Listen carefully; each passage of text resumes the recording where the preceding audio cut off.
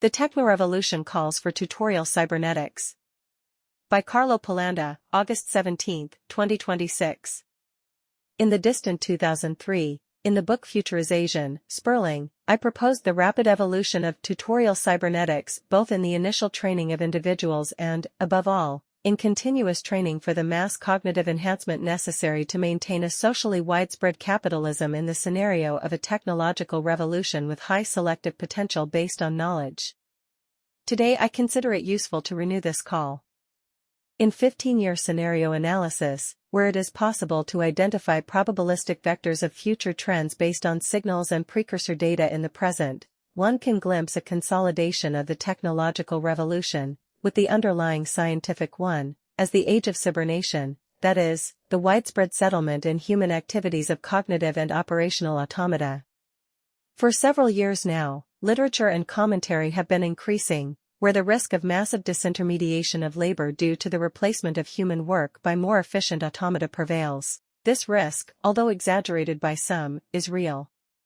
But it can also be balanced and reversed through investments in the mass qualification of individuals, which results in their high productivity suited to a new, simplified, robotized world of work. On the one hand, in Italy one can observe an evolution of educational systems that shows a growing awareness of the problem on the part of institutions. On the other hand, the technological leap, especially on the side of automation managed by artificial intelligence, appears very rapid and produces novelties at paroxysmal rhythms. Solutions? For years I have proposed a transition from redistributive welfare to investment-based welfare, where investment itself had the priority of increasing spending, either directly or indirectly through tax deductions, for systems of initial and continuous training of individuals. But, while maintaining this recommendation, between welfare priorities and debt service, fiscal space in Italy will remain minimal. Therefore, an integrative solution must be sought. And it can be found in the private sector, where greater exposure to competition stimulates competitive training within the company. In macro calculations, a stimulating and selective tax reduction for the qualification of a company's human capital has a higher probability of being sustainable for the state budget.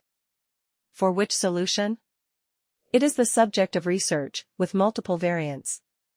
In general, I consider more productive an interactive coevolution between the human mind and robotics, both cognitive and operational. For example, the worker who becomes an engineer, the salesperson endowed with a global vision of the market, etc. The hypothesis is that the interactive coevolution between person and robot can both avoid the replacement of the former and increase their productivity in continuous adaptation to the market.